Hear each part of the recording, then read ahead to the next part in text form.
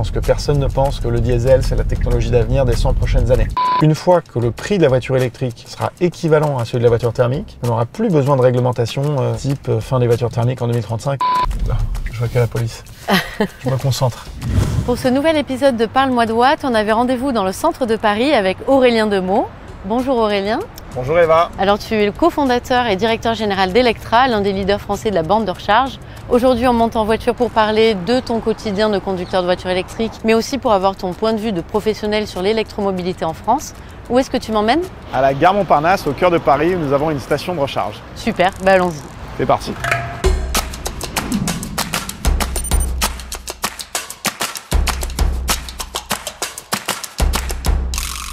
Alors avant de parler d'électromobilité, on va parler de toi. Quel conducteur est-ce que tu es? Est-ce que tu es un automobiliste quotidien, régulier?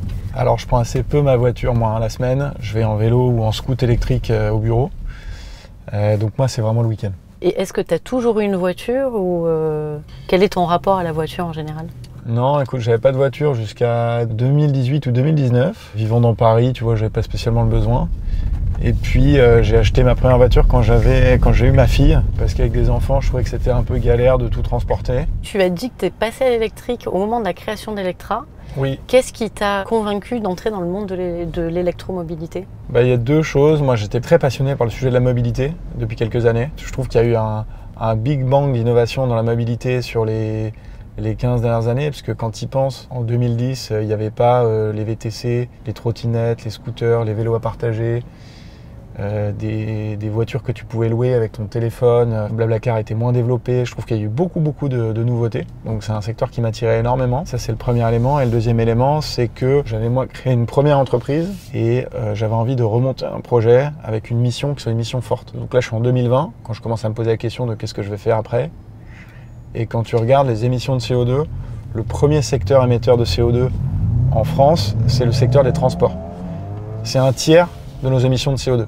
Donc la France, c'est aujourd'hui entre 700 000 et 1 million de barils de pétrole qui sont brûlés tous les jours pour le besoin des transports. Et à ce moment-là, je me dis, il y a une solution activable qui est de basculer les transports vers un mode électrique où l'électricité en France, elle est largement décarbonée. Et donc on est sur quelque chose de beaucoup plus vertueux. Et c'est un peu comme ça que j'ai mis le doigt dans l'engrenage. Finalement, la création d'Electra, c'est à la fois un acte militant et entrepreneurial. Exactement, c'est la combinaison des deux. À la fois parce que je trouve que le business et le sujet m'intéressent, et en même temps parce que cette mission forte, c'est aussi quelque chose qui est ultra motivant et on a l'impression de faire partie aussi de cette transition, de se sentir un peu utile, donc c'est un gros driver. Pour ceux qui ne connaissent pas, Electra, c'est quoi en une phrase? Electra, c'est un opérateur de station de recharge rapide pour voitures électriques. Donc concrètement, on déploie des bornes de recharge ultra rapides. Quand je dis ultra rapide, c'est pour charger une voiture en 15 à 20-25 minutes en fonction de la puissance que peut accepter la voiture. La finalité, c'est de faire en sorte que pour les gens, ça soit super simple de passer à la voiture électrique, avec de la recharge très rapide et surtout une utilisation très simple. Oui, parce que finalement, encore aujourd'hui, l'un des principaux freins en fait, au passage à l'électrique, c'est l'autonomie, la peur de ne pas pouvoir se recharger facilement. Est-ce que tu vois que ça a évolué depuis ces dernières années? Très sincèrement, je pense qu'en 2021-2022, quand moi j'ai commencé à me balader en électrique, c'était quand même un peu l'aventure parce qu'il n'y avait pas des tonnes de stations et donc il fallait vraiment planifier à l'avance. Il y avait aussi des stations qui fonctionnaient plus ou moins bien. Et ce qui s'est produit depuis 2 ans et demi, c'est que nous, Electra, mais pas que nous, d'autres opérateurs, on a maillé le territoire de manière très spectaculaire. Donc aujourd'hui, la France a quasiment le meilleur réseau de bornes de recharge et notamment de bornes de recharge rapide en Europe. Toutes les aires, il y a 400 aires de service en France, elles sont maillées. Donc tu vas trouver des bornes de recharge aujourd'hui partout et c'est pas vrai de dire qu'il n'y a pas assez de bornes de recharge. Néanmoins, il y a peut-être encore, comme c'est assez récent, ça fait on va dire 2 ans que vraiment le nombre de bornes de recharge a explosé, mais il y a encore cette croyance un peu populaire de oui mais il n'y a pas assez de bornes. Donc il faut qu'on fasse savoir aussi tout le travail qui a été fait. Et est-ce que tu penses que le rôle des opérateurs de bornes de recharge comme Electra va évoluer dans les années à venir et dans quel sens? Il y a eu un premier travail qui a été de mailler le territoire, de faire en sorte qu'il n'y ait plus cette crainte de ne pas trouver de bornes. Par ailleurs, je pense qu'il y a une deuxième chose qui s'est produite, c'est que le niveau de qualité a monté. Parce qu'on est sur un secteur qui est très concurrentiel. Il y a beaucoup de gens, ce qui est plutôt une bonne chose. Donc la concurrence, c'est stimulant. Si t'es pas bon, du coup, les gens vont aller sur d'autres bornes. Et donc ça a tiré vraiment le niveau de jeu. Je peux te donner un exemple, c'est le taux de succès d'une session de recharge. Il a considérablement augmenté en moyenne. Et par ailleurs, toutes les bornes de recharge rapide aujourd'hui, elles sont équipées d'un TPE carte bancaire. Donc la possibilité de payer avec une carte que tout le monde a dans sa poche. Tu vois, pour revenir à ce que tu disais tout à l'heure, une fois qu'on a mis le doigt sur le fait que les transports c'était le premier émetteur de CO2, quand on voit qu'on a cette solution de basculer les transports vers de l'électrique, quand je parlais avec des gens, la première réaction c'était de dire « Ah oui, mais quid de la recharge ? Comment ça se passe ? Est-ce qu'il y a des bornes ? Est-ce que c'est rapide ? Combien de temps ça prend ? C'est quoi un kilowattheure ? Combien ça coûte ? » Il y avait plein de questions là-dessus. Et il y en a encore beaucoup d'ailleurs. Parce que les gens qui ont une voiture électrique, ils ont pris le pli, ils savent que c'est 1 kWh. Mais aujourd'hui, 95% du parc de véhicules, c'est des voitures thermiques. Et donc, il y a un peu ce mythe de mais c'est quoi en fait la voiture électrique ? C'est quoi un kilowattheure ? Une méconnaissance, une peur. Exactement. Ce qui est amusant, c'est que souvent les gens qui me disent qu'il n'y a pas assez de bornes n'ont pas de voiture électrique. C'est des gens qui sont en voiture thermique et qui ont lu dans des articles ou qui ont entendu par un ami d'un ami d'un ami. Donc on essaie de démystifier tout ça. Et là, pour le coup, en ce moment, le marché de l'électrique, il est un peu en train de stagner. Selon toi, qu'est-ce qui ralentit cette adoption massive des voitures électriques ? Pourquoi est-ce que c'est en perte de vitesse ? Tu as raison, hein, le marché en France, il stagne depuis un an et demi, autour de 18-20% des ventes qui sont des électriques. Il y a un phénomène un peu global qui est que ce qu'on appelle les early adopters, eux, ils ont déjà été convaincus, ils sont déjà embarqués. Donc ça, c'est des gens qui sont plutôt appétents sur de l'innovation. Voilà. Et maintenant, il faut convaincre la masse, démocratiser ça. Donc ça, c'est une autre affaire. Il y a une histoire de prix des voitures électriques qui... Attends, je vais passer par là. Je me concentre.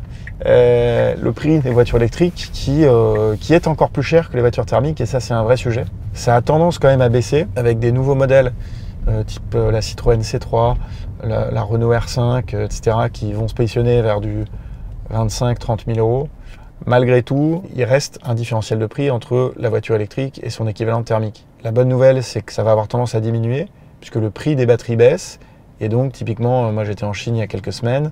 En Chine, le prix d'une voiture électrique est équivalent ou moins cher qu'une voiture thermique. Donc on va avoir le même phénomène d'ici à 2030 en France. Et ça va quand même vraiment, je pense, beaucoup accélérer les ventes. Donc problème de prix. Et le deuxième sujet, je pense, c'est un sujet d'autonomie, où pour des raisons probablement psychologiques, parce que les gens ne font pas toujours 400 km, il y a une espèce de barrière où si la voiture, elle ne fait pas un vrai 400 km, 400-450 km, la voiture, c'est quand même la liberté. C'est la possibilité de partir, de faire du chemin et de pas trop se poser de questions. Donc les freins sont essentiellement psychologiques, tu penses encore ? Non, je dirais pas ça, parce que le prix c'est très factuel. Je dirais que sur l'autonomie, les constructeurs ont fait vraiment des efforts. Il reste un petit bout de chemin à faire. C'est-à-dire que les voitures qui aujourd'hui proposent des autonomies à 300-350 km WLTP, donc on va dire que c'est plutôt en vrai 250-300. Ça, je pense que c'est encore trop juste. Donc il faut que les constructeurs continuent à travailler là-dessus. L'efficience, l'aérodynamisme des voitures pour qu'elles consomment moins et peut-être à gérer des tailles de batterie qui sont mieux calibrées.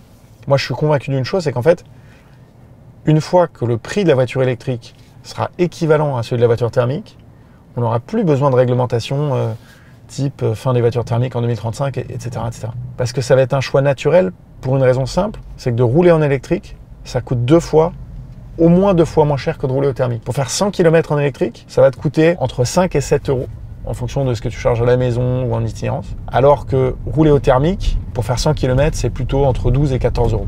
Donc qu'est-ce que tu réponds aux automobilistes qui ont encore des idées reçues sur l'autonomie, justement, sur la production des batteries, enfin voilà, toutes les idées reçues qu'on peut avoir sur les voitures électriques? Quand on regarde la voiture électrique, il ne faut pas regarder la photo, il faut regarder le film.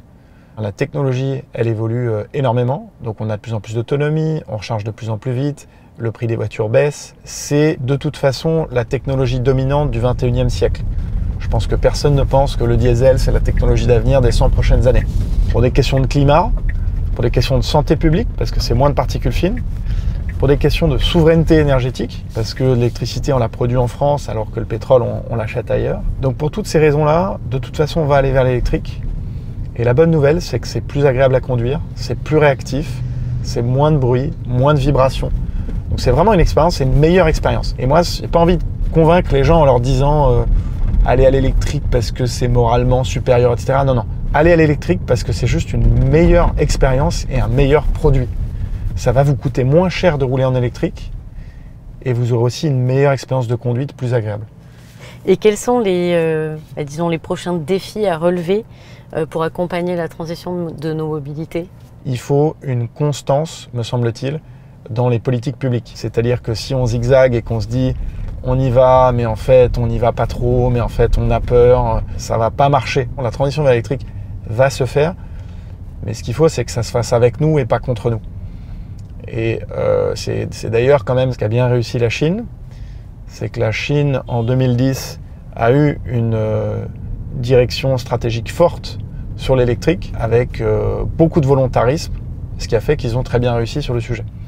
Et nous, je pense qu'il ne faut pas qu'on tergiverse. Oui, c'est une transition assez majeure, donc c'est difficile. C'est difficile parce qu'il faut créer un tissu industriel avec de la production de batteries, il faut que nos constructeurs s'adaptent, il faut que nous on fasse des bornes, il y a tout un nouvel écosystème à mettre en place. Bon ben, on est bientôt arrivé à la station Electra de Montparnasse. On va aller essayer de grappiller quelques pourcentages d'autonomie en recharge rapide. Absolument. Là, on est à 34%, tu vois. On est vendredi, donc je vais faire un petit plein pour le week-end.